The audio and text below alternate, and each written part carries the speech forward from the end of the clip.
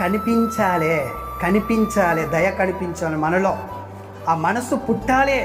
అందుకనే ఆజ్ఞాపించాడు, గద్దించాడు, బోధించాడు, బుద్ధి చెప్పడానికి ప్రయత్నము చేశాడు. కానీ వింటున్నారా అంటే వింటలేరు. ఇక లాభం లేదని చేసి చూయించాను అని కూడా చెప్తున్నాడు. చేసి చూయించాడట. ఆయన ధనవంతుడై ఉండి మన నిమిత్తం ఏమయ్యాడు? దరిద్రుడు. ఆయన ఇచ్చే మనసు, దేవుని దయని చూయించే మనసు ఎక్కడుంది అంటే ఇచ్చే కాడుంది. వాళ్ళు నిరుపేదలైనను ఏం చేశారట? వాళ్ళ దాతృత్వం బహుగా విస్తరించిందట. సామర్థ్యము కంటే ఎక్కువగా దేవుడి పని కొరకు ఇచ్చారట. కాబట్టి వీళ్ళు ఏ ఉద్దేశంలో ఉన్నారు? ఈ సంఘంలో ఉన్న వాళ్ళు అబ్రహాము ఉద్దేశంలో ఉన్నారు. ఇంకేదండి, ఒకవేళ ఇయ్యని వాళ్ళు, దేవుని ఆ పని చెయ్యని వాళ్ళు ఏ ఉద్దేశంలో ఉంటారంటే, మా పరలోకపు తండ్రి నీ కుమారుడైన యేసుక్రీస్తు నామములో పరిశుద్ధాత్మ సహాయం చేతనే పిల్లలం నీ మాటలు ధ్యానించిన నాశపడి సిద్ధపడి నాయన మేము కూర్చుని ఉండగా నీ ఆత్మ సహాయము, నీ జ్ఞానం చేత నీ మాటల్ని మాకు బోధించి నీ కుమారుడు రాకడకు సిద్ధపరచండి. అలాగున్న ఆయన సిద్ధపరిచిన ఉపదేశం ఏదైతుందో దాన్ని నాయన ఏ దుష్టుడు కానీ ఏ తండ్రి ఆటంకాలు కానీ ఆటంకపరచకుండా సిద్ధపరిచిన వాక్యాన్ని మీరు దీవించి అది మాకు ఆశీర్వాదకరముగా నీకు మహిమకరముగాను మార్చి అనుగ్రహించి నడిపించి మాయం పొందమని అడుగుచు ఈ కొన్ని మనవులు నీ సన్నిధిలో నుంచి నీ ప్రియ కుమారుడైన యేసుక్రీస్తు ప్రభు వారి పేరటి ప్రార్థన సమర్పిస్తున్నాము తండ్రి. ఆమెన్. దేవాది దేవుడు, సర్వోన్నతుడు, సర్వాధికారి, సర్వశక్తిమంతుడైన దేవునికి మహిమ ఘనత ప్రభావాలు కలుగునుగాక. కూడుకున్న నా సోదరి సహోదరులకు నా హృదయపూర్వక వందనాలు, శుభములు తెలియజేస్తుంటున్నాను. వాక్యంలోనికి వెళ్ళినట్లయితే, దేవుని దయలో ధనవంతులు లేరా? దేవుని దయలో లేని ధనవంతులు ఉన్నారు. దేవుని దయలో ధనవంతులు లేరా అని ప్రశ్న వచ్చినప్పుడు మనం ఆలోచించడానికి కూడా చాలా ఉంది బైబిల్లో కదా. చాలామంది బైబిల్లో ధనవంతులు ఉన్నారు. వాళ్ళ గురించి దేవుడు మాట్లాడిన మాటలు, దేవుడు వాళ్ళకి ఆజ్ఞాపించిన ఆజ్ఞలు, వాళ్ళు చేసిన స్థితిగతులు ఏంటి అని మనం ఆలోచిద్దాం కదా. ఈ పాఠానికి ముందు మీకు ఒక ప్రశ్న, మీరు ధనవంతులా కాదా? చెప్పాలి, మీరు ధనవంతులా కాదా? దేవుడికి స్తోత్రం ఆ మాట అన్నందుకు. ఎందుకంటే వాక్యం నెరవేర్చారు మీరు ఆ మాటని. ధనవంతులం కాము అన్నాం అనుకో, యేసుక్రీస్తు ఈ భూమి మీదకి వచ్చింది వ్యర్థమైపోద్ది. మనల్ని ధనవంతులుగా చేయడానికి ఆయన దరిద్రుడుగా అయ్యాడట. ధనవంతుడై ఉండి మనల్ని ధనవంతులుగా చేయడానికి ఆయన ఏమయ్యాడు? దరిద్రుడయ్యాడు. మరలా మనం ధనవంతులం కాము అన్నాం అనుకోండి, ఏమైంది? ఆయన రాలేదన్నట్టు, లేకపోతే ఆయన మనల్ని ధనవంతులు చేయలేదన్నట్టు అన్నట్టు కదా. ఐశ్వర్యవంతులము, ధనవంతులము ఎలా అంటే క్రీస్తుని బట్టి మనము ధనవంతులము. అందుకని ఆయన రాజులైన యాజక సమూహం అన్నాడు. మనల్ని ఎవరన్నాడు? రాజులు. మీరు రాజులు ధనవంతులు ఉంటారా, దరిద్రులు ఉంటారా? రాజు అయిందంటే వాడు ధనవంతుడా, దరిద్రుడా? ధనవంతుడు. కాబట్టి మనకు అందుకనే గవర్నమెంట్ కూడా ఏం సర్టిఫికేట్ ఇస్తుంది తెలుసా? బీసీసీ అంటే భారత కన్వెంట్ క్రిస్టియన్ వచ్చేసిందా, BCCN. అలాంటి సర్టిఫికేట్ మనకు గవర్నమెంట్ ఇస్తుంది. ఎందుకంటే వీళ్ళు ధనవంతులు, ఆయన దరిద్రులు కాదు అనిస్తుంది అన్నమాట కదా. అలాంటి ధనవంతులైన మనకేనండి, క్రైస్తవులకే ఈరోజు ధనవంతులై దేవుని దయలో ధనవంతులు ఉన్నారా? లేకపోతే దేవుని దయ ధనవంతుల్లో ఉందా కదా. దేవుని దయ లాంటిది, దీనత్వం కలిగింది, తగ్గింపు కలిగింది కదండి. మరి ధనవంతులు ఎలా ఉన్నారు? అలా ఉన్నారా? తగ్గింపు కలిగి, దీనత్వం కలిగి. మనకు ధనవంతుడు అంటే ఒక్క ధనవంతుడు గుర్తుకు రావాలి. ఎవరు? ధనవంతుడు అనగానే ఒక ధనవంతుడు గుర్తుకు రావాలి. ఎవరు? ఆ ధనవంతుడు గుర్తుకు రావాలి. ఇంతకా ధనవంతుడు ఎవరు కావచ్చు? వాడు కూడా దేవుని బిడ్డే, ఇశ్రాయేలుడే. ఎలా చెప్పగలుగుతా వాడు ఇశ్రాయేలు అని? అక్కడ రాయబడి ఉందా అంటే రాయబడి లేదు. కానీ అబ్రహామును తండ్రి అన్నాడు. అబ్రహామును ఏమన్నాడు? తండ్రి అన్నాడు. అబ్రహాం తండ్రి అన్నా అంటే ఈయనకి వాక్యం తెలిసి ఉండాలన్నా ఉండొద్దా? వాక్యం తెలిసినవాడు. వాక్యం ఎవరికి తెలుస్తుందా దినాల్లో? ఇజ్రాయేలకే కదా. అలా ఆలోచించాలి. ఇంకేమన్నాడంటే అబ్రహాం గారు, కింద మోషేను ప్రవక్తలు ఉన్నారు, మీ తమ్ముళ్ళు ఇక్కడికి రాకుండా లాజర్ని పంపమంటున్నావు కదా, అవసరమేం లేదు. మోషే మాటలు వింటే సరిపోతుంది, ప్రవక్తలు ఉన్నారు వాళ్ళ మాటలు వింటే సరిపోతుంది అంటే మోషే ఉన్నాడు అంటే ఎక్కడున్నాడు? ఆ మోషే ఇజ్రాయెల్ ప్రజలలోనే ఉన్నది. అంటే ఇటు ఇజ్రాయిల్ అనే కదా, మీ తమ్ముళ్ళు ఆయన మాట ఇండే చాలు ఇక్కడికి రాకుంటుంటారు అనేది కదా చెప్పింది. కాబట్టి ధనవంతుడు ఎవరో కాదు, దేవుని బిడ్డే ఆయన కూడా. మనం ఎవరో కాదు, ధనవంతులే మనం కూడా. అయితే ధనవంతుడు నరకానికి పోయాడేంటి, మరి దేవుని బిడ్డ నరకానికి పోయాడేంటి? ఆలోచన రావాలి. ఎందుకు అంటే వీనిలో దేవుని దయలేదా, లేకపోతే వీని మీద దేవుని దయలేదా? వీనిలో దేవుని దయలేదా, వీని మీద దేవుని దయలేదా కదా? వాళ్ళలో ఏం లేదు, దేవుని దయ లేదు. దేవుని దయ ఉన్న అబ్రహాం గారు ఉన్నాడు అక్కడ. ఆయన ఎవరు? ఆయన కూడా ధనవంతుడే. ఆదికాండం 13:2 ధనవంతుడై ఉండెను అబ్రహాం అని రాయబడింది. అయితే ఆయన కూడా నెమ్మది కలిగిన స్థలంలో ఉన్నాడు. లాజరేమో ఎక్కడ కనబడుతున్నాడు? వేదనకరమైన స్థలంలో కనబడుతున్నాడు. ఈయన ధనవంతుడే, అబ్రహాము ధనవంతుడే. ధనవంతుడే, అబ్రహాం కూడా ధనవంతుడే. అబ్రహాం అక్కడికి పోయాడు, ఈ ధనవంతుడు ఇక్కడ ఉన్నాడేంటి? లాజర్ని కొద్దిసేపు పక్క పెట్టి మనం ఆలోచిస్తే అబ్రహాంలో ఏం కనబడిందండి? దేవుడి దయా. ఎలా చెప్పగలుగుతామంటే చరిత్రలో కొన్ని అబ్రహాం గురించి బాగా రాశారండి. దమస్కు ఎలియాజర్ తెలుసా మీకు? బైబిల్లో అబ్రహాం పెద్ద దాసుడు అని రాయబడింది. ఒకప్పుడు దేవుడు అబ్రహాంతో మాట్లాడుతున్నప్పుడు అబ్రహాం ఏం చెప్పాడంటే, ఇతడే నా వారసుడు అవుతాడు, దమస్కు ఎలియాజరే నాకు వారసుడు అవుతాడు అని దేవుడితో మాట్లాడిన సందర్భం కూడా మనము ఆదికాండంలో చదువుతాం. ఆ దమస్కు ఎలియాజర్ ఎవరు ఇంతకు అంటే బైబిల్లో లేదు, చరిత్రలో ఉంది. దేవుడు పిలిచిన పిలుపును అందుకున్న అబ్రహాము పోతున్నప్పుడు ఎడారులు, అరణ్యాలు, వినాలి ఇది వింటే మీకు అర్థమైంది. అరణ్యాలని దాటేస్తూ వెళ్తున్నప్పుడు ఒక గాడిద మీద పడుకొని ఉన్న, బాగా అలసిపోయి సొలసిపోయి స్పృహ తప్పిపోయి ఒక గాడిద మీద పడుకొని ఒక మనిషి వస్తుంటాడు అబ్రహాం దగ్గరికి. ఎవరా అని చూస్తే స్పృహ ఉండదు. అతన్ని లేపి అతనికి ఆహారం ఇచ్చి అతన్ని పరామర్శించి బాగు చేసి అతనికి ఒక జాడ చెప్తాడు, ఇక్కడికి వెళ్ళు, నువ్వు అక్కడ బ్రతుకోవచ్చు, మంచిగా ఉంటుంది అక్కడ బ్రతుకు, నేను అక్కడి నుంచి వస్తున్నానని తన సహోదరుడి దగ్గరికి పంపడానికి ప్రయత్నం చేస్తాడు అబ్రహాం. కానీ ఇతను మంచితనం చూసిన ఎలియాజరు అక్కడికి పోలేక నీతోనే ఉంటాను నేను అని చెప్పేసి అబ్రహాంతో ఉంటాడు. ఆ సమయంలో ఒంటెలు వేసుకొని వచ్చేస్తారు ఆయన దగ్గరికి. వచ్చేసి దమస్కుల నుంచి పారిపోయి వచ్చిన ఎలియాజరు మాకు ఏమున్నాడు, కొంత బాకీ ఉన్నాడు, కొంత అప్పు ఉన్నాడు, మా కాడ దాసుడినా, ఆ దాసుడు మరలా దాసత్యం చేయాలి కదా, మేము నన్ను వెలపెట్టి కొన్నాం కదా, ఆ కొన్నందుకన్నా ఇతడు మా దగ్గర పని చేయకుండా తప్పించుకొని వచ్చాడు అని మరలా ఎలియాజర్ని తీసుకొని వెళ్తున్నప్పుడు అబ్రహాం ఆయనని విడిపిస్తాడని. ఎంతకైతే ఆయన వెలిచ్చి కొన్నారో దానికి ఎక్కువ రెట్టింపు వెల చెల్లించి వెండిని ఆ దమస్కు ఎలియాజర్ని ఆ దమస్కు పట్టణస్తులు లేకపోతే ఆ దమస్కులో ఉన్న ధనవంతుల నుంచి విడిపిస్తాడు. ఎవరు అంటే అబ్రహాం గారు ఏం చేస్తారు? దమస్కు ఎలియాజర్ని విడిపిస్తాడు. ఈ మనసు ఎవరిది? దేవుడిది కదండి. అసలు అవసరం ఉంది ఆయనకి విడిపించే అవసరం, వెండినిచ్చి ఆయనని పరామర్శించి బాగు చేసుడే ఒక పని, తర్వాత వెండినిచ్చి మరి విడిపిస్తాడు. ఎవరు? అబ్రహాం ఎవరంటే ధనవంతుడు. అలాంటి ధనవంతుడు పరదేశంలో ఉండడానికి కారణం ఏంటంటే ఈ మనసు, ఈ విడిపించాలి, ఒక మనిషిని విడిపించాలి, ఒక మనిషి కష్టాల్లో ఉంటే ఆదుకోవాలి, ఒక మనిషి కష్టాల్లో ఉన్నప్పుడు పరామర్శించాలి, బాగు చేయాలి, అతన్ని అవసరమైతే వెల ఇచ్చి విడిపించాలి అనేది ఎవరిది లక్షణం? ఎవరిది? దేవుడిది. అంతేనా కదా? యేసుక్రీస్తు ప్రభు వారిని మన కొరకు ఈ భూమి మీదకి పంపించి మనల్ని విడిపించలేదా? బంధకాల నుంచి, చెర నుంచి విడిపించలేదా తండ్రి అయిన దేవుడు? ఆలోచించాలి. అలాంటి తత్వం ఎవరిలో ఉంది? అబ్రహాంలో ఉంది. ఇప్పుడు ధనవంతుడి దగ్గరికి రండి. ధనవంతుడి కాలంలో ఎవరున్నారు అంటే లాజర్ ఉన్నాడా లేడా? లాజర్ ఏం చేస్తున్నాడు? చాలా ఇబ్బందికరమైన పరిస్థితుల్లో ధనవంతుడు రొట్టెలు తింటుంటే ఆ బల్ల మీ నుంచి ఏమైనా ముక్కలు పడతాయేమో, ఆ ముక్కల్ని తిని నా ఆకలి తీర్చుకుంటా అని ఒక కోరిక కలిగి ఉన్నాడట. కానీ తీర్చుకోలేదు. తీర్చుకుందాం అనే కోరిక ఉందట, కానీ తీరినట్లు లేదు బైబిల్లో. ఆ కోరికతో ఉన్నప్పుడు ఈ ధనవంతుడు ఏం చేశాడు? పెంట మీద పోసాడట ముక్కలేరు కూడా. అలాంటి పరిస్థితుల్లో ఎవరున్నారు?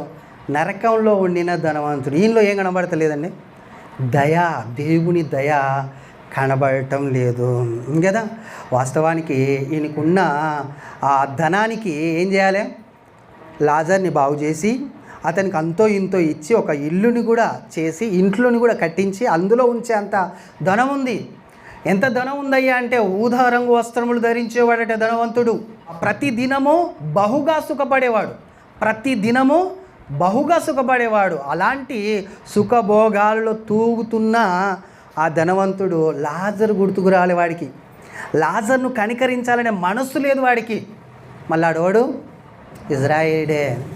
ఇజ్రాయిడే వాక్యం తెలిసిన వాడే. అబ్రహామును తండ్రి అని పిలుస్తున్నాడు. అబ్రహాం కూడా ఆయన నా కుమారుడా అని పిలుస్తున్నాడు. అంటే వాడు ఎవడో బయటోడు కాదు, తెలియనోడు కాదు, తెలిసినోడే. కానీ వాళ్ళు ఏం లేదు, దేవుని దయ లేదు. దేవుడి దయ ఉన్న ధనవంతుడైన అబ్రహాము పరదేశంలో ఉన్నాడు. దేవుని దయలేని ధనవంతుడు ఎక్కడున్నాడు? నిత్య నరకంలో ఉన్నాడు, అగ్నిలో ఉన్నాడు. ఏమర్థమవుతుంది దీని ద్వారా మనకు? దేవుని దయ లేకుండా ధనవంతులమైన మనం కూడా పరలోకం చేరలేము. ధనవంతులైన కదా మనం కూడా. దేవుని దయ మనలో కనబడాలి, దేవుని లక్షణాలు మనలో ఖచ్చితంగా కనబడాలి, లేకపోతే పరలోకం లేదు. ఈడెంతసేపు మనం ఆలోచించినా ఇదంతా ఉండేదేమీ కాదు. అందుకనే కొరింథీ పత్రికలో ఒక మాట ఉంటుంది, చూద్దాం. 1 కొరింథీ పత్రిక 15వ అధ్యాయం 19వ వచనంలో చూడండి. ఈ జీవిత కాలము మట్టుక్కే మనము క్రీస్తునందు నిరీక్షించు వారమైన ఎడల, బాగినాలి మాట అక్కడ అండర్లైన్ కూడా చేసుకోవాలి. మనుషులందరికంటే దౌర్భాగ్యులమైందుము.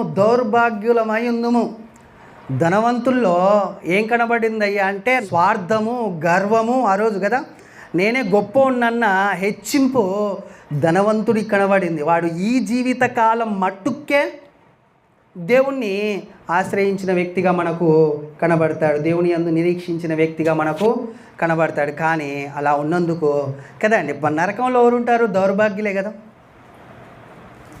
మంచిగా ఉన్న వాళ్ళు తప్పకుండా పరదేశిలోనే ఉంటారు. నరకంలో ఉన్నాడంటే వాడు ఈ జీవిత కాలం మట్టుకే దేవుణ్ణి నమ్ముకున్న వ్యక్తి అనేది మనకు అర్థమవుతుంది. అంతేకాదండి, కొంతమంది ధనవంతుల్ని, అందరినీ కాకుండా కొంతమంది ధనవంతుల్ని యేసుక్రీస్తు ప్రభువారు గద్దించినట్లుగా కదా, కోప్పడినట్లుగా మనకు బైబిల్లో కనబడుతుంది. ఎందుకు గద్దించాడు వాళ్ళని అంటే ఇలాంటి స్థితి ఉంది. దేవుని దయలో లేరు ఇజ్రాయేల్ ప్రజలే. వాళ్ళు కూడా దేవుని దయ వారిలో లేదు. వాళ్ళకల్లా వాళ్ళు బ్రతకాలని, వాళ్ళ కొరకు వాళ్ళు బ్రతకాలని చూస్తున్నారు. అది క్రైస్తవ్యం కాదు, లేకపోతే అక్కడున్న దేవుని ఆ ఉద్దేశము, ఆలోచన అది కానే కాదు. ఆ ఆలోచన కాకుండా బ్రతుకుతున్న బ్రతుకు ఇజ్రాయేల్ ప్రజలు. చాలామంది అనుకుంటారండి లోకంలో, మాకల్లా మేము ఐశ్వర్యవంతులము, ధనవంతులము అవుతున్నాము అనే ఆలోచన ఉంటారు. కానీ అక్కడ చెప్పారు 1వ దినవృత్తాంతముల గ్రంథం 29వ అధ్యాయం 11 నుంచి, హోవా భూమి ఆకాశముల యందుండు సమస్తమును నీ వశము, మహాత్యమును, పరక్రమమును, ప్రభావమును, తేజస్సును, ఘనతయు నీకే చెందుచున్నవి. యెహోవా రాజ్యము నీది, నీవు అందరి మీదను నిన్ను అధిపతిగా హెచ్చించుకొని ఉన్నావు. ఐశ్వర్యమును, గొప్పతనమును నీ వలన కలుగును. ఎవరి వల్ల కలుగుతాయట ఐశ్వర్యము, గొప్పతనమును నీ వలన కలుగును అంటున్నాడు. అంటే దరిద్రుణ్ణి సృష్టించింది, దరిద్రునిగా చేసింది, దరిద్రుణ్ణి ఐశ్వర్యవంతునిగా చేసింది ఎవరయ్యా అంటే దేవుడే.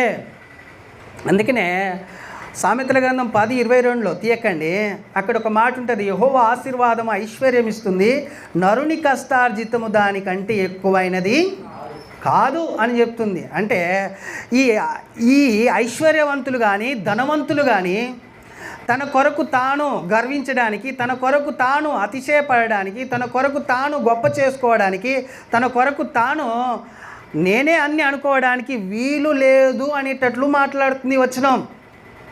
సృష్టించిన నేను కొన్ని విధులను పెట్టాను, నిబంధనను పెట్టాను ఈ భూమి మీద.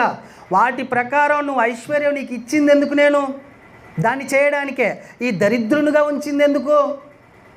ఈ దరిద్రుణ్ణి, ఈ ధనవంతుణ్ణి భూమి మీద ఇద్దరిని సృష్టించింది దేవుడే అన్నప్పుడు ఎందుకు?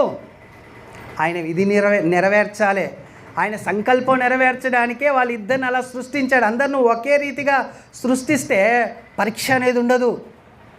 ఉంటుందా అండి? ధనవంతుడినట దరిద్రుడు పరీక్షిస్తున్నాడట. ఎలా పరీక్షిస్తాడండి? ఇప్పుడు లాజరు ధనవంతుని ఎలా పరీక్షిస్తున్నాడు? ఇంటి ముందరనే వచ్చి కూర్చున్నాడు. వీడేం చేయాలి? సహాయం చేయాలని కూర్చున్నాడు. ఈ సహాయం చేస్తాడా? ఇంత ధనం ఉందిగా చేస్తాడా చేయడా? ఇద్దరికి వాక్యం తెలుసు. ధనవంతుడికి వాక్యం తెలుసు, దరిద్రునికి వాక్యం తెలుసు. కానీ పరిశీలిస్తున్న సంగతి కూడా జ్ఞాపకం లేదు. ఎవరికి? ధనవంతుడికి. ఎందుకయ్యా అంటే బహుసుఖపడేవాడట. బహుసుఖం అని రాయబడింది అక్కడ. ఇక సుఖంలో ఈ దరిద్రుని ఏం జ్ఞాపకం చేసుకుంటాడు చెప్పండి? ఈ లోకంలో అందరు మనుషుల్లా బ్రతకడానికి కాదండి క్రీస్తు ఈ భూమి మీదకి వచ్చి చనిపోయి తిరిగి లేచి మనకు పరలోకం ఇచ్చింది. మనం వాళ్ళకంటే వేరేగా బ్రతకాలి, వాళ్ళకంటే గొప్పగా బ్రతకాలి, వాళ్ళకు మన బ్రతుకుల్లో నుంచి కొన్ని పాఠాలు నేర్పించాలి అని యేసుక్రీస్తుని పంపించాడు. ఆ నడిపించి ఆయన చేసి చూయించి మనకి ఇక్కడి నుంచి వెళ్ళిపోయాడు అనేది మనం గ్రహించాలి. కింద మా దేవా మేము మీకు కృతజ్ఞతాస్తుతులు చెల్లించుచున్నాము. ప్రభావము గల నీ నామమును కొనియాడుచున్నాము. ఈ ప్రకారము మనఃపూర్వకంగా ఇచ్చు సామర్థ్యము మాకుండుటకు. చూశారండి? మేము నీ పని నిమిత్తం మందిరం కొరకు కొంత బంగారం, వెండి, ఇత్తడి, ఇనుము, రత్నాలు కూడా పోగేశాం. ధనవంతులందరం మేము నీకు ఇచ్చటానికి మేము ఏ పాటోళ్ళం అంటున్నాడు ప్రార్థన చేసుకుంటూ. అంటే మేము ఇచ్చాం కదా ప్రభువా అనే గర్వం ఈయనకు లేదు. మేము నీకు ఇవ్వటానికి ఏ పాటి వారము? నా జనులు ఎంత మాత్రపు వారు, సమస్తమును నీ వలనే కలిగను కదా.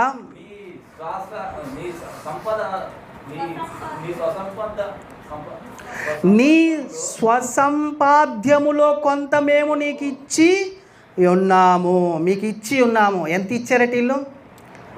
కొంత ఇచ్చారట. ఎవరిదట అది? ఆయన వీళ్ళకి ఇస్తే మరలా వీళ్ళు ఆయనకు కొంత ఇచ్చారట. ఈ కొంతని ఎంత అనేది మనం ఆలోచిస్తే ఎంత 7వ వచనం చూడండి. ఎంత ఇచ్చి వీళ్ళు కొంత అంటున్నారో మనకు అర్థం అవుద్ది.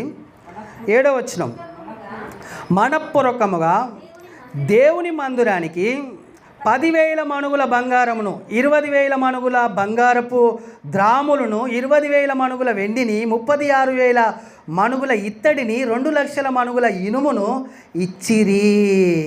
అంతేకాకుండా తమ యొద్ద రత్నములున్నవారు వాటిని తెచ్చి యెహోవా మందసపు బొక్కసముల మీదనున్న గెర్షోనీయుడైన యెహోయేలునకు ఇచ్చిరి. చూసారండి? బంగారం, ఇత్తడి, ఇనుము, రాగి, 1000 మణుగులు ఇచ్చి, రత్నాలు కూడా ఇచ్చి ఏం చేస్తున్నారు ఈయన ప్రార్థన అంటే, మేమే పాటోళ్ళం నీకు ఇవ్వడానికి, మేము ఎంత మాత్రం నా జనులే పాటోళ్ళు, నేనే పాటోన్ని నీకు ఇవ్వడానికి అని అంటున్నాడు. అంటే వీళ్ళందరూ ఎవరిప్పుడు? ధనవంతులు. దేవునికి ఇచ్చి ఏం మాట్లాడుతున్నారు? తగ్గించుకొని హెచ్చింపు లేకుండా కదండి మాట్లాడుతున్నాడు. ఇందులో మనం ముఖ్యంగా తీసుకోవాల్సింది ఏంటయ్యా అంటే, ధనవంతుణ్ణి దరిద్రుని చేసింది కూడా నీవే అని అంటున్నాడు ఈయన. ఈ సృష్టిలో సమస్తము నీది, నువ్వు చేసినావు తండ్రి, నీవు చేసినోనికి నీకు మేం చేస్తున్నావు అనేది అంతా అబద్ధం అనేది ప్రార్థన ఎత్తిపట్టి తగ్గించుకొని దేవుడి కాడ దావీదు గారు ప్రార్థన చేస్తున్నాడు కదండి. అలాంటి జ్ఞానం ఉండాలి. అంటే ఈ లోకంలో ధనవంతులుగా చేసిన దేవునికి మనం ఎంత ఇచ్చినా ఏమైద్దట? తక్కువే. మనం ఎంత ఇచ్చినా కానీ తక్కువే. ఎందుకంటే చేసిందే నీవు తండ్రి అంటున్నాడు ఆయన. అంతేనే కదండి? అది మనము గ్రహించవలసిన వారమై ఉన్నాము. సామెతల గ్రంథము 22వ అధ్యాయము 2వ వచనం, ఐశ్వర్యవంతులను దరిద్రులను కలిసి ఉంటారట. ఐశ్వర్యవంతులను దరిద్రులను ఎలా ఉంటారట? కలిసి ఉందురు. వారందరినీ కలగజేసింది ఎవరటండి? యెహోవాయే. దరిద్రులు ధనవంతులు ఎలా ఉండాలన్నట? కలిసి ఉండాలనేది దేవుడి ఉద్దేశం. కలిసి ఉండాలి వీళ్ళు. అలా ఉండడానికి యెహోవా వీళ్ళని కలగజేశాడు అనేది అక్కడ సెలవిస్తున్నాడు. అంటే మనకి ఏమర్థమవుతుందంటే అక్కడ ఉండిన పరదేశంలో ఉండిన ఇద్దరు, నరకంలో ఉండిన ధనవంతుడు, ఇలా ముగ్గురిని కూడా దేవుడే చేశాడు. ఇలా ముగ్గురులో ఉండిన తత్వాలను మనం జ్ఞానిస్తున్నాం. అర్థమవుతుందా మీకు? అలా ముగ్గురులో ఎలాంటి తత్వం ఉంది, ఎందుకు అక్కడికి వెళ్ళారు, ఎందుకు అలాగున అక్కడ సంభాషణ జరుగుతుంది, యేసుక్రీస్తు ప్రభువారు అసలు ఆ ఉపమానం ఎందుకు చెప్పాడు, ధనవంతులకే చెప్పాడు. అది అక్కడ ధనాపేక్ష కలిగిన పరిచయులతో మాట్లాడుతూ ఆ ఉపమానం చెప్పాడు యేసుక్రీస్తు ప్రభువారు. ఇంకదా అండి. అలాగనే 1వ సమూయేలు గ్రంథం 2వ అధ్యాయం 7వ వచనం చూడండి.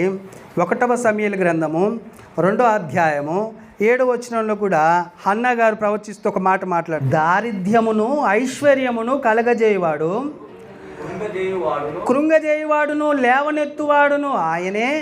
దరిద్రులను అధికారులతో కూర్చుండబెట్టుటకును మహిమగల సింహాసనం స్వతంత్రింపజేయుటకును వారిని మట్టిలో నుండి ఎత్తువాడును ఆయనే. లేమిగల వారిని పెంటకుప్ప మీద నుండి లేవనెత్తువాడును ఆయనే. భూమి యొక్క స్తంభమును యెహోవా వశము, లోకమును వాటి మీద ఆయన నిలిపి ఉన్నాడు. దావీదు మాట్లాడినట్టే హన్న మాట్లాడుతుంది. ఈ భూమి మీద జరుగుతుందంతా ఆయన వశంలో ఉంది, ఆయనే చేశాడు అనేటట్లు మాట్లాడుతున్నది కదండి. అంటే దీన్ని బట్టి మనకు అర్థం కావాల్సింది ఏంటంటే, ధనవంతుడు ఆ లాజర్ని చూడబోవడానికి కారణం ఏంటంటే ఈ విషయాలు తెలియలేదు. నేను ఇలా ఉండడానికి దేవుడు కారణం అనే విషయము ఆ ధనవంతుడికి తెలియకపోవడం ద్వారా దేవుని దయ లేకుండా బ్రతికేశాడు. దేవుడి దయ అంటే దేవుని దయ ఈయన మీద ఉంది, కానీ దేవుని దయ అనే ఆ కనికరము ఈయనలో లేదు. ఇంకొక మనిషిని దయ చూపాలనే దయా కనికరం ఈయనకి లేకుండా బ్రతికేస్తున్నాడు. ఎవరైనా అంటే దేవుని నమ్మి కదా ఇజ్రాయేల్ అయినా అయ్యి తప్పకుండా ఉన్న వ్యక్తే, వాక్యం తెలిసిన వ్యక్తే ఇలా ఉండడం ద్వారా నరకానికి వెళ్ళే అవకాశము వచ్చింది కదండి. ఇప్పుడు ధనవంతుల్ని దేవుడు చేశాడు. ధనవంతుల్ని దేవుడు చేసి ఏమైనా ఆజ్ఞ ఇచ్చాడా, దేవునికి ఇలా బతకండి ఆయన మీరు అని కదా. ఇప్పుడు చెప్పేశాడు దేవుడు, ధనవంతుల్ని దరిద్రుల్ని చేసింది నేనే అన్నాడు. వాళ్ళిద్దరు కలిసి ఉండడానికే చేశాను అన్నాడు. మరి వీళ్ళిద్దరిని ఇలాగన చేసి ఏమైనా ఆజ్ఞ ధనవంతుడికి ఇచ్చాడా అనేది మనం ఆలోచిస్తే ఇప్పుడు చూద్దాం. ద్వితీయోపదేశకాండము 15వ అధ్యాయము 7వ వచనంలో చూడండి. ఈ ధనవంతుల్ని లేకపోతే దేవుని పిల్లల్ని ఏమన్నాడు, ఆయన ఏం చేయమన్నాడు అక్కడ రాయబడి ఉంటుంది. నీ దేవుడైన యెహోవా నీకిచ్చుచున్న దేశమందు నీ పురములలో బాగినాలే ఎక్కడైనాను నీ సహోదరులలో ఒక బీదవాడు ఉండిన ఎడల బీదవాడైన నీ సహోదరుణ్ణి కరుణింపకుండా నీ హృదయమును కఠినపరుచుకొనకూడదు. ఆజ్ఞ కదండి ఇది. నువ్వు పాలు తేనెలు ప్రవహించు కనాను దేశంలోనికి వస్తున్నావు ఐగుప్తు నుంచి. అప్పుడు బీదోడు తప్పకుండా నీ మధ్యలో ఉంటాడు. వాణ్ణి నువ్వు కరుణించకుండా ఉండకూడదు ఆజ్ఞ కదా. ఎందుకంటే పాలు తేనెలు ప్రవహించు కనాను దేశం ఇచ్చింది ఎవరు? నీకల్లా నువ్వు తెచ్చుకున్నావా? దేవుడు ఇచ్చాడు. ఇచ్చినప్పుడు ఆ కనాను దేశంలో నువ్వు గొప్పగా బతుకుతున్నప్పుడు పక్కోడిని చూడాలి అనే ఆలోచన నీకు రావాలి. మర్చిపోతామని దేవుడు తెలిసే ముందే ఆజ్ఞాపిస్తున్నాడు అనమాట. అక్కడికి వెళ్ళిన తర్వాత ఇంక వీళ్ళు వెళ్ళలే, ద్వితీయోపదేశకాండంలోనే ఉన్నారు. అవతలికి వెళ్ళిన తర్వాత మీరు ఇట్లుండాలి, బ్రతకాలి అని చెబుతున్నమాట. ఇంకేమంటున్నాడు చూడండి, 9వ వచనం. విడుదల సంవత్సరమైన 7వ సంవత్సరమును సమీపమై ఉన్నదని చెడ్డ తలంపు నీ మనసున పుట్టకయున్నట్లు జాగ్రత్త పడుము. బీదవాడైన నీ సహోదరుని ఎడల కటాక్షము చూపక నీవు వానికి ఏమీ ఇయ్యక పోయిన ఎడల. చూసారండి, ఆడు ఏం చేస్తున్నాడు? ఒకవేళ వాడు నిన్ను గూర్చి యెహోవాకు మొరపెట్టును, అది నీకు పాపం అవుతుంది కదా అండి. లాజరు ఎన్నిసార్లు మొరపెట్టిండోనండి ఇంటి ముందర కూర్చొని కదా. అయ్యా వీడు ప్రతి దినం ఊదా రంగులు వస్తుంది వేసుకొని తిరుగుతున్నాడయ్యా, కనీసం నాకు ఆ రొట్టె ముక్కలన్నీ వేస్తాడేమంటే పెండగడ్డ మీద పోస్తున్నాడు, నేను అయ్యన్న తిని బతుకుతా అనుకుంటే అవి కూడా నాకు ఉండనిస్తలేడు అని ప్రార్థన చేసిండా చేయలేదా అండి? చేసిండొచ్చు, లాజరు తప్పకుండా చేస్తారండి కదా. ఎందుకంటే దయ లేదు. దేవుడి యొక్క దయ, దేవుడి యొక్క మనసు, దేవుడి యొక్క ఆలోచనలు మనలో ఉంటే దేవుడు ఎలాగున ఆలోచిస్తాడు అనేది ఒక్క దావీదు గారే తెలుసుకున్నారట అండి. అందుకని ఆయన మేమే పట్టించాము నాయన నీకు, మేము మీలో నుంచే నువ్వు ఇచ్చిన దాంట్లో నుంచి కొంత ఇచ్చాము, మళ్ళా మొత్తం కూడా కాదు కొంత ఇచ్చాము అనేది తెలుసుకున్నాడు. కానీ ఈ ధనవంతుడు అది కూడా తెలుసుకోకుండా, ఈ ఆజ్ఞలు కూడా తెలుసుకోకుండా ముందుకు వెళ్ళాడు. లాజరు ప్రార్థన చేయనే చేసిండు. ఏమైంది దీనికి? పాపమైంది. 11వ వచనంలో చూడండి, ఇంకొంచెం ఒక మాట ఉంటుంది అక్కడ, బీదలు దేశంలో ఉండక మానరు, అందుచేత నేను నీ దేశంలో ఉండిన నీ సహోదరులకు దీనులకును బీదలకును అవశ్యముగా నీ చెయ్యి చాపవాలనని నీకు ఆజ్ఞాపించుచున్నాను. ఆజ్ఞ కాదండి ఇది, ఆజ్ఞాపిస్తున్నాడు. ఏమని? పేదలుండక మారు, దరిద్రులుండక మానరు, తప్పకుండా నీ చెయ్యి వాళ్ళకు చాపాలి. లేకపోతే అటు ప్రార్థన చేస్తే మాత్రం నువ్వు పాపంలో పడిపోతావు, నేను తీసుకెళ్ళి నరకంలో తప్పకుండా వేస్తాను నేనని తెలియజేస్తున్నాడు. కదండి, ఇది పాత నిబంధనలో ఉండిన ఆజ్ఞ. కొత్త నిబంధనలో ఉందా? మనకు నూతన క్రైస్తవులకు ఆజ్ఞ. తిమోతికి రాస్తూ, ఎవరు? పౌలు గారు రాస్తే ఏమంటాడంటే, కొన్ని విషయాలని ఆజ్ఞాపించు.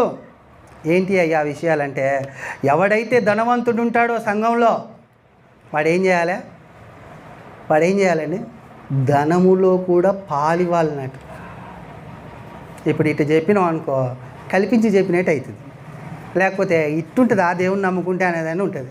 కానీ దేవుని ఆజ్ఞ, నరకం తప్పించుకోవాలంటే ఆయన ఆజ్ఞని శిరసా వహించాలి. తిమోతి పత్రిక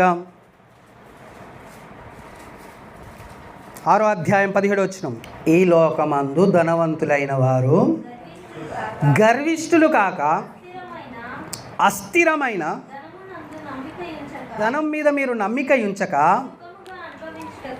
సుఖముగా అనుభవించుటకు సమస్తమును మనకు ధారాళముగా దయచేయు దేవుని యందే నమ్మిక ఉంచమని ఆజ్ఞాపించమని అక్కడ అండర్లైన్ చేయండి. ఏం చెప్తున్నాడు? మామూలుగా చెప్పకు ఈ విషయం. ఎలా చెప్పాలి? ఆజ్ఞగా చెప్పు, ఆజ్ఞాపించు తిమోతి, ఆజ్ఞాపించు అని చెప్తున్నాడు. ఇప్పుడు 19 చదవండి. వారు వాస్తవమైన జీవమును సంపాదించుకొను నిమిత్తము. ఏం సంపాదించుకోవడానికి ఇలా చేయాలి? వాస్తవమైందంటే అవాస్తవమైంది ఏంటిది? ఈ జీవం, ఇక్కడ బ్రతికే ఈ బ్రతుకు అవాస్తవమైంది. అయితే ఆ వాస్తవమైన జీవమును సంపాదించుకొని నిమిత్తము రాబో కాలమునకు మంచి పునాది తమ కొరకు వేసుకొనుచు మేలు చేయువారును సత్క్రియలు అను ధనము గలవారును ఔదార్యము గలవారును, ఇక్కడ అండర్లైన్ చేసుకోండి, తమ ధనములో ఇతరులకు పాలిచ్చువారునై ఉండవలనని చూసారండి. ఇది 3 ఆజ్ఞ మనం చదువుతున్నది కదా. ద్వితోపదేశ కాండంలో ఒక ఆజ్ఞ, ఇక్కడ 2 ఆజ్ఞలు 17వ వచనంలోను 19వ వచనంలోను. ఇతరులకు పాలియాలి. ఇతరులు అన్నాడంటే అర్థమైంది? పరిశుద్ధులు కాదు, నీలో ఉన్నవారు కాదు. మనం అందరం ధనవంతులమేనా, మనకు మనం ఇచ్చుకున్నాడు కాదు. ఎవరికి ఇవ్వాలి? ఇతరులకు పాలియాలి. బీదలు దరిద్రులు ఉండక మానరు, తప్పకుండా వాళ్ళకు నువ్వేం ఇవ్వాలి? పాలియాలే. ఇది ఆజ్ఞ. ఇది చేయమనండి, చూద్దాం. చేస్తారా? క్రైస్తవులు చేయక ఏమవుతారు? ఎడిపోతారు? ధనవంతుడు ప్లేస్లోనే ఉంటారు చేయకుండా ఉంటే. చేస్తే ఎవరు తప్పించుకున్నారు? అబ్రహాం తప్పించుకున్నాడు, ఎలియాజర్ని విడిపించాడు, తన వెండిని ఇచ్చి మరీ విడిపించాడు. ఎవరు? అబ్రహాం గారు. అందుకని ఎక్కడున్నాడు? పరదేశంలో ఉన్నాడండి ఆయన కదా. అర్థమవుతుందా? దేవుని ఆజ్ఞలు, దేవుని ఉద్దేశం అర్థమైతే ఆజ్ఞలు అర్థమవుతాయి. దేవుడు అసలు దరిద్రుణ్ణి ధనవంతుని ఎందుకు చేశాడు అనంటే, ధనవంతుడు దరిద్రుణ్ణి సహాయం చేయడం కొరకు. ఆ సహాయంలో ఏం కనబడుతుంది? దేవుని దయ, దేవుని యొక్క ఆలోచన కనబడాలి. ఆ దరిద్రునికి కనబడి వాడు కూడా ఏం కావాలి? ధనవంతుడు కావాలి. ఎలా? మరల క్రీస్తు ద్వారానే. అలాగున్న దేవుడు ఉద్దేశం అయ్యి ఉందండి కదా. మన ఆలోచనలు ఎంతసేపు ఎలా ఉంటాయంటే, క్రైస్తవుల ఆలోచనలు మనం గొప్పవాళ్ళం అయితే చాలు. ఎంత గొప్పవాళ్ళు కావాలి? ఆకాశం అంటే అంత గొప్పవాళ్ళం కావాలి, సామాన్యులం కాదు. అలా కావాలని ఆలోచన ఉంటుంది. కానీ గొప్పోడు అయితే ప్రమాదం ఉంది. ఇక్కడ ఇంకోనికి ఇవ్వలేదనుకో నరకానికి వెళ్ళే ఆ ధనం ఏం చేస్తుందండి? ఇయ్యనిస్తుందా? రూపాయికి ఇంకొక రూపాయి కూడా పెట్టాలని చూస్తాం. కానీ ఎవరైనా ఈ రూపాయి ఇంకొక రూపాయి కలిపి ఎవరికైనా ఇద్దామన్న ఆలోచన వస్తుందండి? అస్సలు రాదు. కాబట్టి దేవుని వాక్యం ధ్యానిస్తున్నప్పుడు భయం వేస్తుంది. ఎప్పుడైనా తండ్రి నన్ను ఆశీర్వదించు, గొప్పోని చేయంటే ఎందుకురా ఆశీర్వాదం? ఇంకొకటికి ఇవ్వాలి. అప్పుడు ఏ బుద్ధి కాదు నీకు. ఏ బుద్ధి కాకుండా ఎక్కడికి పోతావు? నరకానికి వెళ్తావు. సమాసిగా లాజరోతికి ఉన్నావు అనుకో, ఏమైంది? పరదేశిలో ఉంటావు కదండి. అలాగనని ఎవడు దరిద్రుడు కావాలని కోరుకోడు. దేవుడు కూడా దరిద్రుడుగా నిన్ను ఉంచాడు, ఇస్తాడు తప్పకుండా. అందుకనే ఈయన ధనవంతుడిగా చేశాడు, అబ్రహాముని ధనవంతుడిగా చేశాడు. కానీ నా ఆజ్ఞను నెరవేర్చండి మీరు అని అన్నాడు. కానీ వీళ్ళు ఏం చేశారు? ఒక ఆయన ఒక ఆయన నెరవేర్చకుండా నరకానికి వెళ్ళాడనమాట కదా. అక్కడనే ఉంటుంది అనమాట పరీక్ష. నీకు ఇచ్చి పరీక్షిస్తాడు దేవుడు, నేను గొప్ప చేసి పరీక్షిస్తాడు దేవుడు. ఓడిపోయావా? ఎంతో దూరం లేదు నరకం. ఎక్కడుందండి? మొన్న మా ఇంటికి ఒక అబ్బాయి వచ్చి స్నానం చేస్తుంటే ఈ నోన్నో కొత్తోన్నో తీసుకొచ్చి స్నానం చేపిస్తాడు వీడి ఇంట్లో. ఏందబ్బా అని ఆలోచిస్తున్నాను నేను. ఆ వ్యక్తి మొన్నటి దినమున హార్ట్ అటాక్ వచ్చి చచ్చిపోయాడు. పెళ్ళి కుదిరిందంట, అంతే. ఎప్పుడు వాక్యం చెప్పినా కానీ నాకు ఆయన గురించి చెప్పకనేది డాడీ. ఆయన వాక్యం విని ఒకవేళ రక్షణ పొందితే బాగుండేది అని మా ప్రశాంత్ అన్నాడు.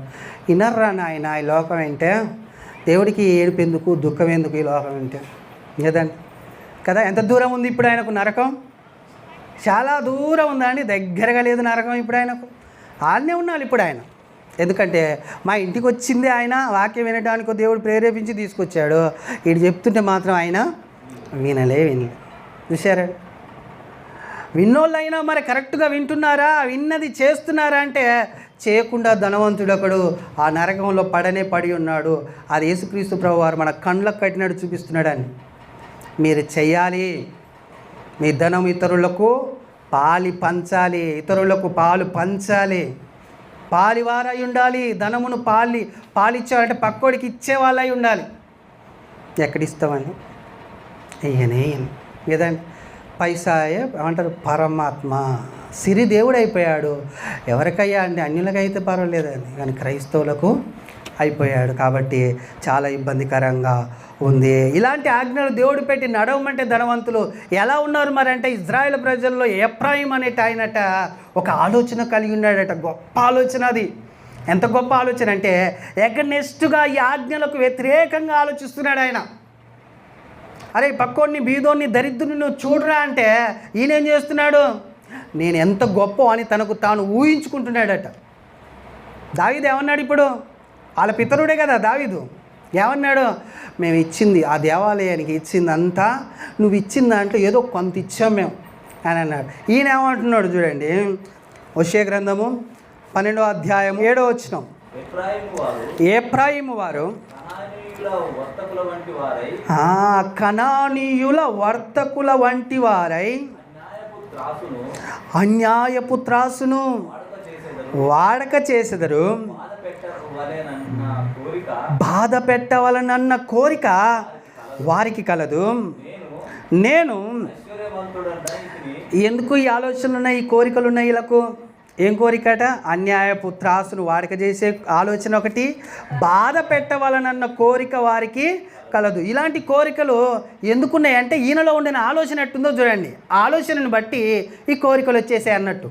ఏంటి ఆలోచన అంటే, నేను ఐశ్వర్యవంతుడని అయితిని. ఏడ దొరికిందయ్యా నీకు ఆస్తి? ఏడ దొరికింది నీకు ఆస్తి? దొరికిందటి నాకు ఆస్తి. దేవుడు ఇవ్వలేదు. ఎఫ్రాయిమీయులకు కనాను దేశాలన్నీ పంచిపెట్టింది ఎవరు?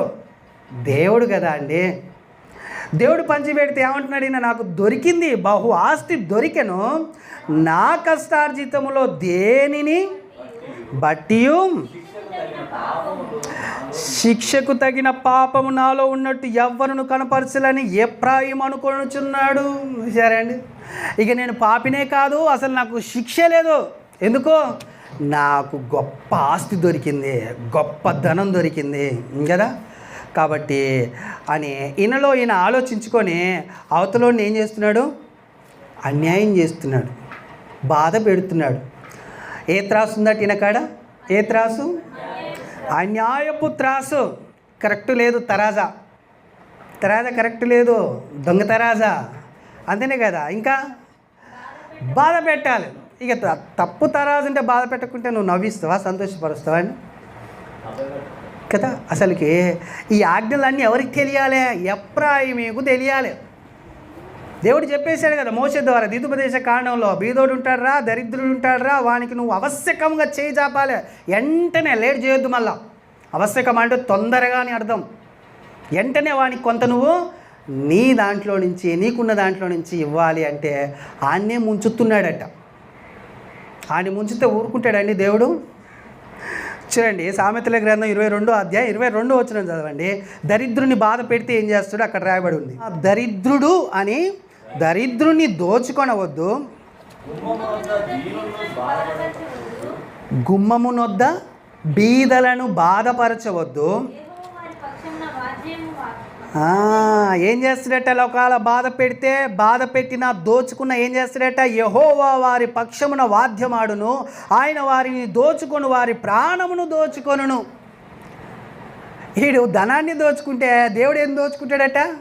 ప్రాణాన్ని దోచుకుంటాడట అండి. కానీ దీన్ని ఎఫ్రాయిం అనేటోళ్ళు ఏం చేస్తారు? మేము పాపలమే కాదు, మా కష్టార్జితంలో ఏ పాపము లేదు, దానికి తగిన శిక్ష మాకు రాదని ఖచ్చితంగా మాట్లాడుతున్నాడు. చూడండి ఆయన లేదండి, మనిషికి భూమి మీద ఖచ్చితంగా మాట్లాడే హక్కు లేదని చెప్పింది బైబుల్.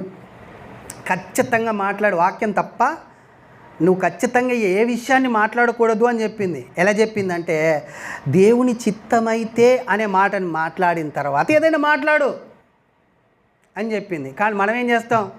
ఖచ్చితత్వంగా కొన్ని మాట్లాడేస్తాం. తప్పు. భయం కలగాలి మనకు. నీ నోటి మాట ద్వారానే నీతిమంతుడవు, నీ నోటి మాట ద్వారానే నువ్వు అపరాధివి అవుతావని దేవుని వాక్యం సెలవిస్తుందని. కాబట్టి ఎంత జాగ్రత్తగా ఉండాలి కదా. అన్యాయపు త్రాసు వలన అన్యాయం చేసి బాధ పెడితే ఎఫ్రాయిముని ఏమంటున్నాడు? నీ ప్రాణాన్ని నువ్వు దోచుకుంటే వాళ్ళని, నీ ప్రాణాన్ని నేను దోచుకోవాల్సి వస్తుంది. జాగ్రత్త నాయన, నా కుమారుడా జాగ్రత్త అనేటట్లు ఏం చేస్తున్నాడు? చెప్తున్నాడు. ఇప్పుడు దీన్ని బట్టి ఎఫ్రాయిములో ఏం కనబడుతుంది మనకు? గర్వం. అన్యాయం ఎందుకు చేస్తున్నాడంటే, నా కల్లా నా కష్టార్జితం ద్వారా నేను గొప్పోన్నయ్యాను, నాలో ఏముంది, నాకు బహు ఆస్తి దొరికింది అనుకుంటున్నాడు ఆయన. నాకు బహు ఆస్తి దొరికింది అనుకొని గర్వపడుతున్నాడు కదా. ఇలాంటి ధనవంతుడే బైబిల్లో ఒక ఆయన ఉంటాడు. ఎవరైనా? నాబాలు అది తెలుసా మీకు? నాబాలు ఏం చేస్తాడయ్యా అంటే, దావీదు పనోళ్ళని నాబాలు కాడికి పంపించి, అరణ్యంలో నీ గొర్రెల గొడ్లుని మేము కాపాడాం, మమ్మల్ని కూడా ఇప్పుడు కాపాడు, కొంత ఆహారం మాకు ఇవ్వు అని దావీదు పనోళ్ళని కొంతమందిని నాబాలు కాడికి పంపించి అడిగిపిస్తాడు. నాబాలు భాగ్యవంతుడును ధనవంతుడునై ఉండేను అని బైబిల్లో ఉంటుంది. కానీ ఆయన ఏం చేస్తాడు తెలుసా? దావీదెవడు నాకు తెలియదు దావీదెవడో అని బాగా మత్తులో ఉండి తాగేసి ఇష్టం వచ్చినట్టు మాట్లాడే, ఇవ్వండి నేను నాలోంచి నీ ఆయనకెందుకు ఇస్తా నేను అని అంటాడండి. దావీదు ఎలా అడుగుతాడు తెలుసా అండి? చూడండి ఎలా అడుగుతాడు. ఆయన ఎంత దయగల మాటల్ని ఇచ్చి పంపిస్తాడు అంటే, 1వ సమూయేలు గ్రంథము 25వ అధ్యాయము 8వ వచనం. నీ పనివారిని నీవు అడిగిన ఎడల వాళ్ళు అలాగే చెప్తారు, కాబట్టి నా పనివారికి దయచూపుము. ఏ దినమున వచ్చారట? శుభదినం అంటే అర్థం ఏంటంటే, ఈ నాబాలు గొర్రెలని బొచ్చు కత్తిరించే దినం విందు చేసుకుంటారు వాళ్ళు. ఆ విందు సమయంలో కొన్ని గొడ్లని వధించి మాంసంని తింటుంటారు మంచిగా. విందు చేసుకున్నప్పుడు ఎలా ఉంటుంది? అలాంటి సమయంలో పనివారిని పంపించి, మేము కూడా దాంట్లో కొంత పాలుంది మాకు కూడా, ఎందుకంటే మేము కాపాడాం, ఏ సింహం ఎలుగుబంటి దొంగలు వచ్చి దోసుకోపోకుండా వాళ్ళతో పాటు మేము కూడా కావాలన్నాం, కాబట్టి మాకు కొంత దయ చూపంటాడు. చూడండి అక్కడ మాట, నీ పనివారిని నీవు అడిగిన ఎడల వాళ్ళు అలాగే చెప్పుదురు, కాబట్టి నా పనివానికి దయ చూపము, శుభదినమున మేము వచ్చితిమి కదా అంటున్నాడు. నా పనివారికి ఏం చూపమంటున్నాడు? దయ చూపమంటున్నాడు. దయ చూపి కొంత మాకు ఆహారం ఇయ్యా, మేము అరణ్యంలో 600 మంది ఉన్నాము, తినడానికి తిండి సరిగా మాకు లేదు, దయ చూపించవా నీ దాసుని మీద అని అడుగుతుంది ఎవరండి? దావీదు క్రీస్తుకు సాదృశ్యం కదా అండి. ధనమంతా దేవుడే కదా ఇచ్చింది మనుషులకు. ఇచ్చి పక్కోడికి దయ చూపించు వానికి ఆహారం ఇవ్వంటే ఏం చేస్తున్నారు ఈ రోజున అంటే చాలా వ్యతిరేకంగా తిరగబడుతున్నారు. సరే దయ చూపించకున్నా బాగుండు, కానీ ఇంకేం చేస్తున్నారంటే దోచుకుంటున్నారట, దరిద్రులని దోచుకుంటున్నారు. ఎవరాడు దోచుకునేటోడు అంటే ఎఫ్రాయిము, ఎవరో కాదు, దేవుని కుమారుడైన ఎఫ్రాయిము. కనాను వర్తకులు ఎలాగునైతే చేస్తారో అలాగునే కదండి వేరు వెరివేషన్ చేశాడు దేవుడు. కనానీయులకు నీకు వేరు వ్యత్యాసం ఉండాలని ఎన్ని ఆజ్ఞలండి. 5 ఖండాలలో చూడండి మీరు, అన్ని ఆజ్ఞలే, దేవుని ఆజ్ఞలు. ఆదికాండం ఒక్కటి తప్పిస్తే నిర్గమకాండం మొదలుకొని ద్వితీయోపదేశ కాండం వరకు ఆజ్ఞలు. ఎందుకు ఈ ఆజ్ఞలు? నా పిల్లలు సరిగా నడవాలి, బాగా నడవాలి అని ఆజ్ఞాపిస్తున్నాడు. కానీ వీళ్ళలో ఏం కనబడుతుంది? గర్వం కనబడుతుంది, మోసం చేసే తనం కనబడుతుంది, అన్యాయము అవినీతి చేస్తున్నారు. కాబట్టి నాబాల్లో ఏం కనబడుతుంది? ఇప్పుడు గర్వమే కదా అండి, గర్వం కనబడుతుంది. ఆడవాడు దావీదు అనడానికి. మీకు ఆ వచనం 10వ వచనం చదవండి. 10వ వచనం. నాబాలు దావీదెవడు? యెషై కుమారుడెవడు? తమ యజమానులను విడిచి పారిపోయిన దాసులను ఇప్పుడు అనేకులున్నారు. నేను సంపాదించుకొనిన, చూడండి ఎలా ఉన్నది నా ఆలోచన, నేను సంపాదించుకొనిన అన్నపానములను, నా గొర్రెల బొచ్చు కత్తిరించు వారి కొరకు నేను వధించిన పశు మాంసమును తీసి నేను బొత్తిగా ఎరగని వానికి ఇత్తునా అంటున్నాడు. నేను ఎందుకు ఇస్తా? అయ్యాను నాదది. అదే దావీదు ఏమన్నాడు? ఏ పట్టోళ్ళం అయ్యా, నువ్వు ఇచ్చిన దాంట్లో కొంచెం ఇస్తున్నావు నీకు అన్నాడు. ఆయన మనసు చూడండి, ధనవంతుడైన తర్వాత ఈయన మనసు చూడండి. ఇక్కడ ఉన్న పరిస్థితుల్లో దరిద్రుడు ఎవరు?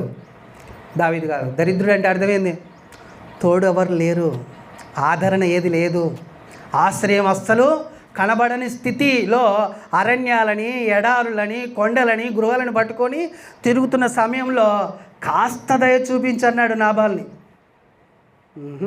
నువ్వెవరు అసలుకి అన్నాడు. ఊరుకుంటాడండి? దరిద్రుణ్ణి నువ్వు దోచుకుంటే ఏం చేస్తాను నేను? నిన్ను దోచుకుంటా, నీ ప్రాణాన్ని నేను దోచుకుంటా. 38.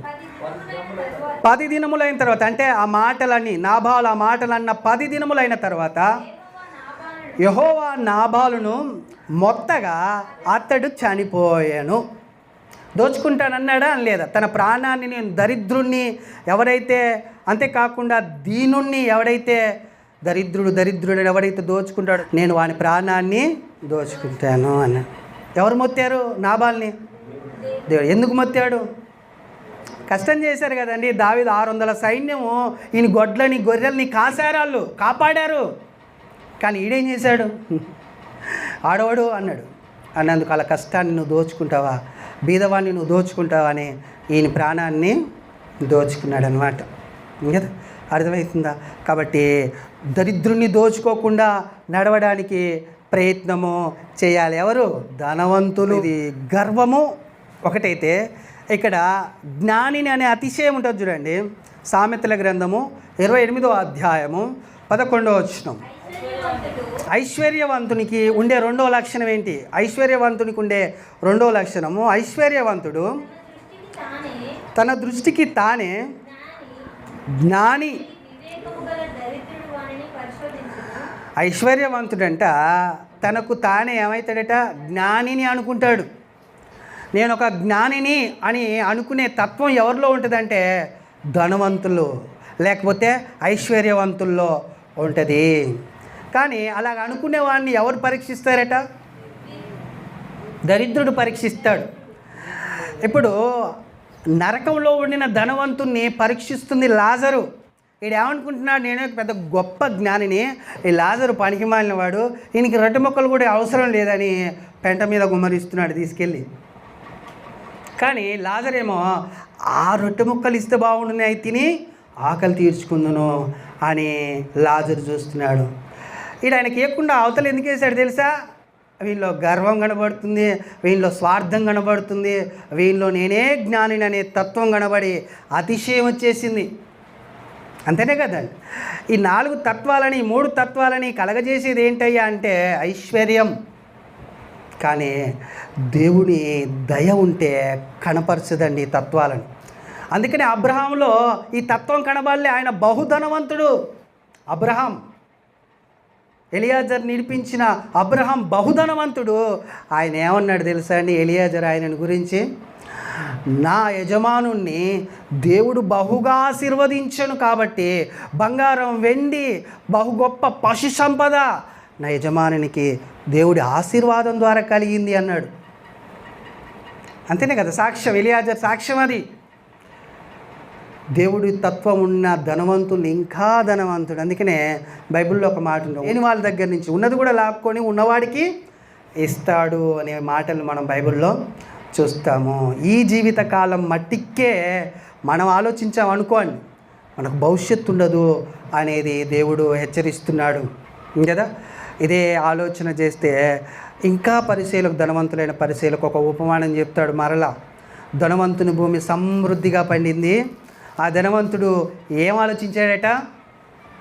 ఆనికింత పంచి పెడతా, నాకు సమృద్ధిగా పండింది అనుకున్నాడండి. ఏమనుకున్నాడు? కొట్లు విప్పుతా అనుకున్నాడట. ఎందుకు?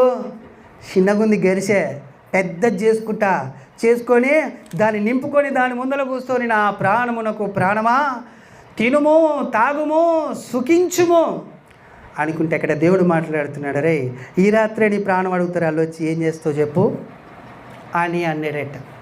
చూసాండి, ధనవంతుల్లో స్వార్థం కనబడతలే. వీని కొరకు వీడే కొట్లిప్పుకొని వీడికల్లా వీడే మాట్లాడుకుంటున్నాడు. అలాంటి తత్వము ఐశ్వర్యవంతుల్లో, ధనవంతుల్లో కనబడుతుంది. మనం ఒకవేళ దేవుని ద్వారా, దేవుని దయలో ధనవంతులమైతే అలాంటి తత్వాలు మనకు ఉండకుండా వాక్యాన్ని నెరవేర్చాలి అనే ఆలోచనతోనే ఈ పాఠాన్ని ధ్యానించడము జరుగుతుంది. ఎన్నున్నాయి ఇప్పుడు లక్షణాలు?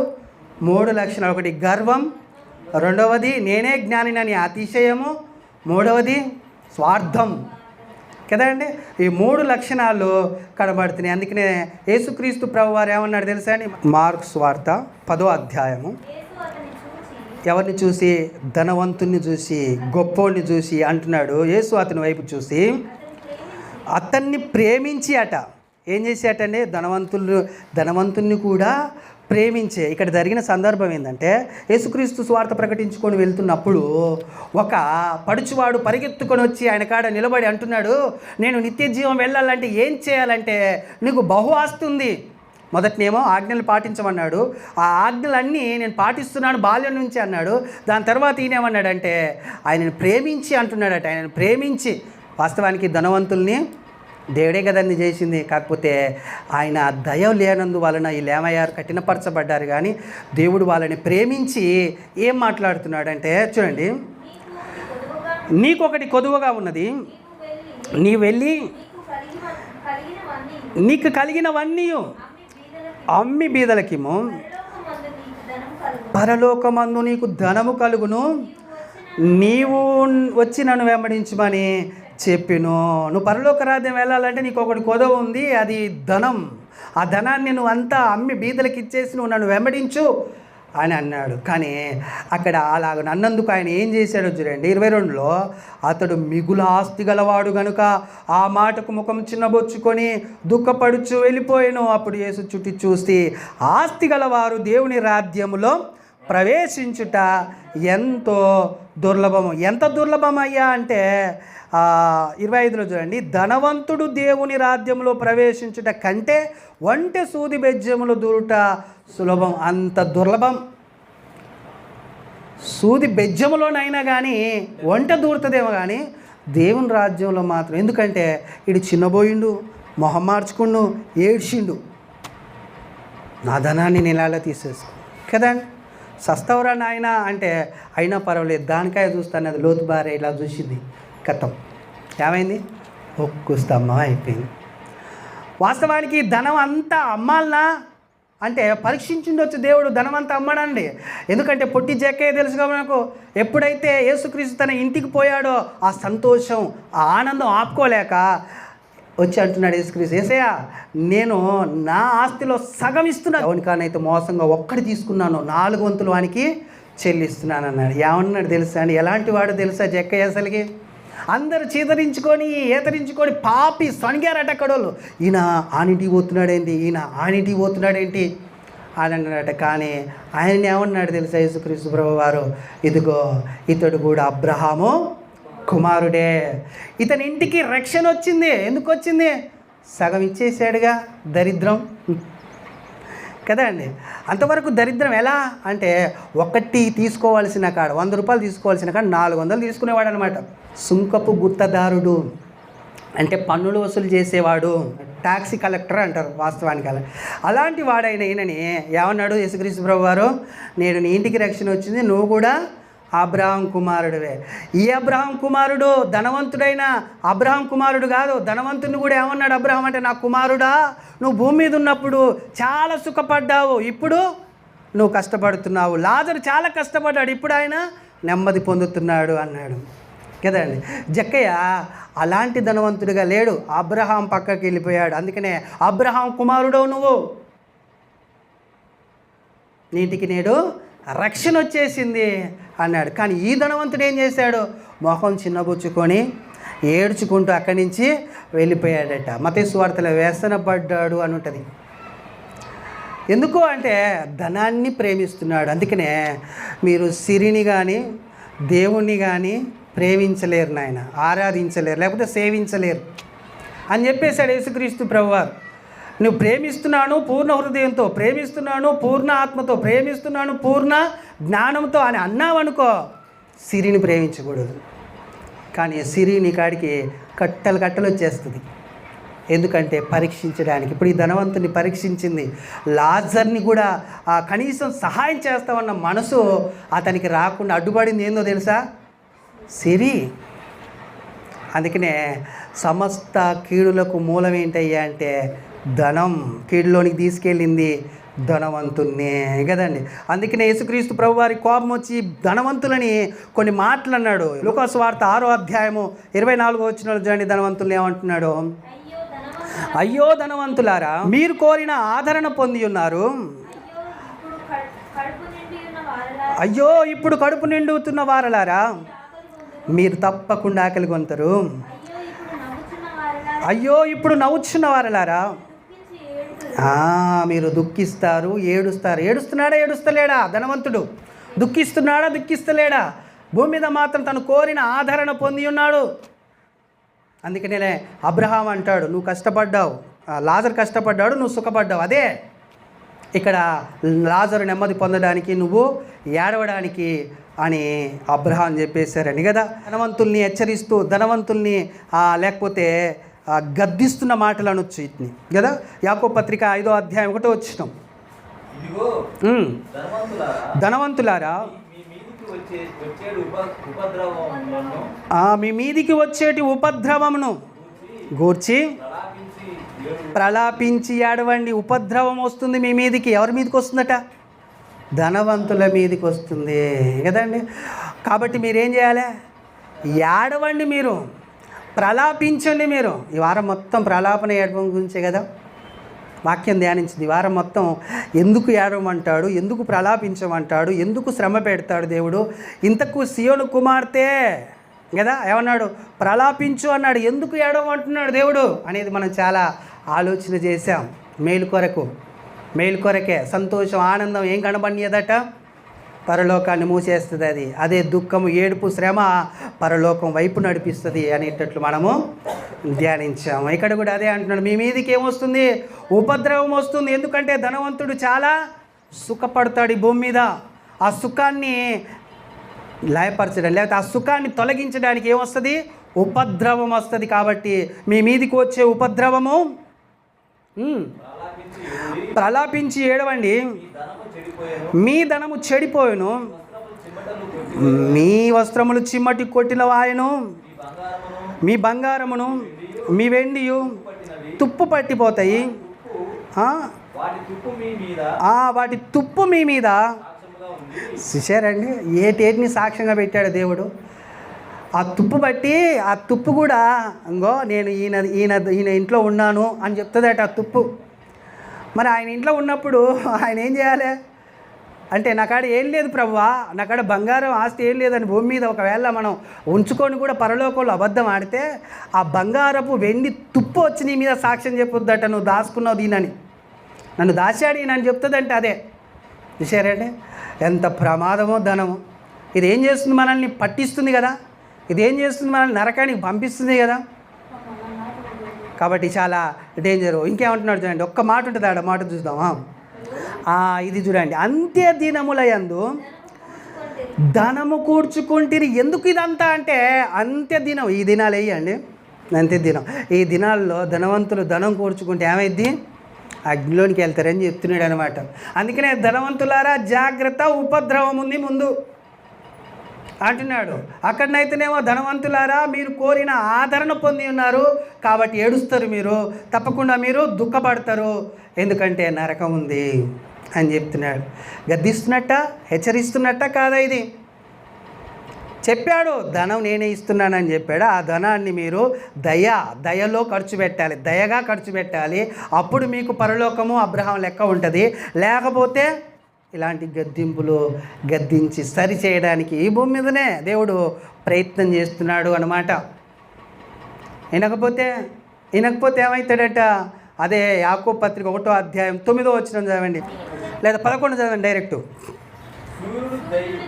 సూర్యుడు ఉదయించి వడగాలి కొట్టి గడ్డిని మార్చివేయగా దాని పూరాలను దాని సౌందర్యము నశించును. అలాగే ధనవంతుడు తన ప్రయత్నములలో వాడిపోతాడు. పువ్వు, మట్టి, గడ్డి ఎలాగనైతే ఉంటుందో ధనవంతుడు తన ప్రయత్నాల్లో అలాగనే ఉంటాడు.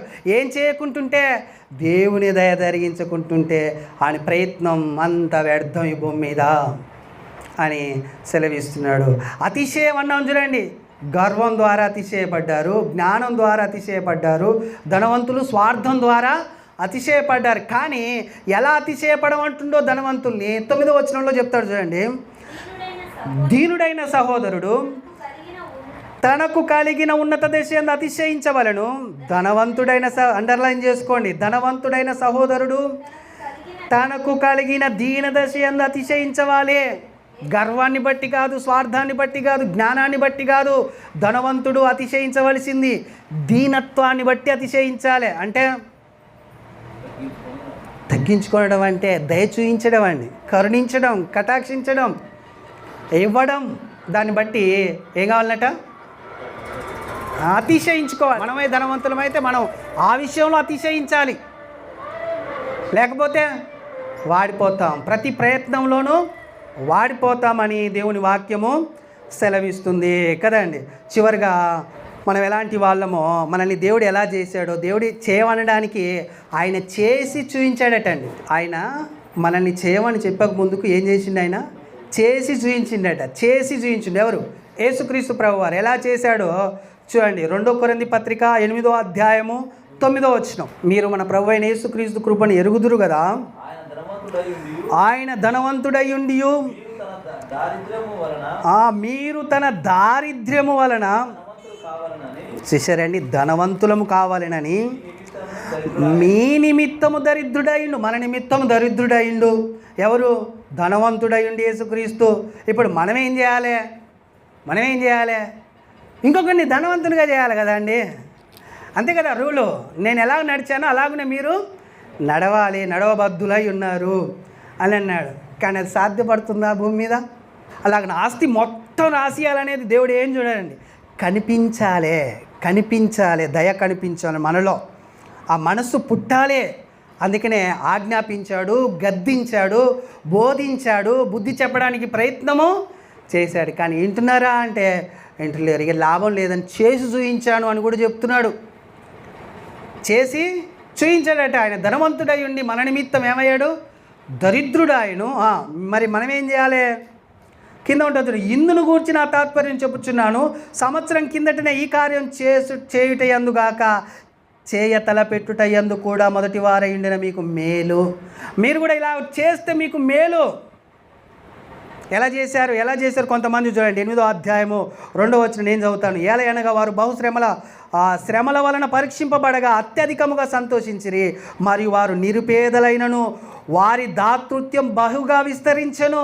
ఈ కృప విషయములలో పరిశుద్ధుల కొరకైన పరిచర్యలో పాలు పొందు విషయములలోనూ మనపూర్వకముగా మమ్మను వేడుకొనుచు, అంతే కదండి, మమ్మల్ని వేడుకొనుచు వారు తమ సామర్థ్యము కొలియదే గాక సామర్థ్యము కంటే ఎక్కువగా తామంతట తామే ఇచ్చిరని మీకు సాక్ష్యం ఇచ్చుచున్నాను.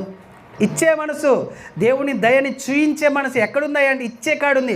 వాళ్ళు నిరుపేదలైనను ఏం చేశారట, వాళ్ళ దాతృత్వం బహుగా విస్తరించిందట. సామర్థ్యము కంటే ఎక్కువగా దేవుడి పని కొరకు ఇచ్చారటండి.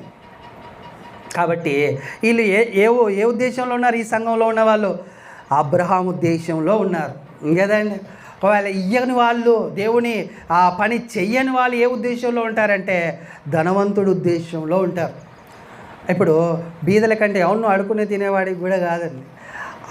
వీళ్ళ క్రమం ఎలా ఉండేదంటే యెరూషలేములో సంఘం ఉండేది. యెరూషలేములో సంఘంలోనికి చాలామంది బీదోళ్ళు, చాలామంది దరిద్రులు, చాలామంది నిరుపేదలు వచ్చేవాళ్ళు. వీళ్ళు బయట సువార్త ప్రకటించి అక్కడక్కడ సంఘాల్లో అన్నీ వసూలు చేసి తీసుకెళ్ళి అక్కడ ఇస్తే ఆ బీదోళ్ళకి వీళ్ళు సహాయం పంచిపెట్టేవాళ్ళు అనమాట. మరలా అంటే ఎక్కడిదక్కడ పంచవచ్చు కదా, బీద వాళ్ళకంటే కుదరదు. క్రమం, క్రీస్తు సంఘం లేకపోతే ఆయన రాజ్యంలో ఇలాంటి కార్యక్రమాలు జరిగితే ఎవరు మహిమపరచబడతారు? క్రీస్తు మహిమపరచబడతాడు. ఆయనకు మహిమ వస్తే మనకు ఆశీర్వాదం వస్తుంది. అర్థమవుతుందా? ధనవంతుడు నశించడానికి, అగ్నిలో పడడానికి కారణం ఏంటంటే దేవుని దయ వాడిలో లేదు, కానీ వానికి దేవుని దయ ఉంది. దేవుని దయలో ఉండిన ధనవంతులే, కానీ ధనవంతులకు దేవుని దయ లేదా అంటే ఉంది. ఆయన ప్రేమించి మాట్లాడాడట. ఎవరితో? ధనవంతుడైన ఒక ఆస్తి గలవాడితో మాట్లాడతాడు. దుఃఖపడి ముఖం చిన్నబుచ్చుకొని అక్కడి నుంచి వెళ్ళిపోయాడట. ప్రేమించి చెప్పినా కానీ వెళ్ళిపోయాడు. గద్దించి చెప్పలే, వాడికి ప్రేమించి చెప్పాడు. కాబట్టి మనకు తెలియాల్సుకోవాల్సింది, లేకపోతే ఈ పాఠం నుంచి మనం తీసుకోవాల్సింది ఏంటంటే దేవుని దయ వల్ల మనం కూడా ఏమయ్యాం? ధనవంతులమయ్యాము. కాబట్టి ఈ ధనవంతులమైన మన ధనం యేసుక్రీస్తు ద్వారా మనకు వచ్చే ధనాన్ని మనం కూడా ఏం చేయాలంటే బీదలకు పంచిపెట్టాలి. ఆజ్ఞను అతిక్రమించకుండా కొనసాగితే ఆశీర్వాదంలోనికి వెళ్తాం. అర్థమైంది కదా? మాటలు దేవుడు దీవించి మన హృదయంలో పిడికిలో ఉంచునుగాక. ఆమేన్.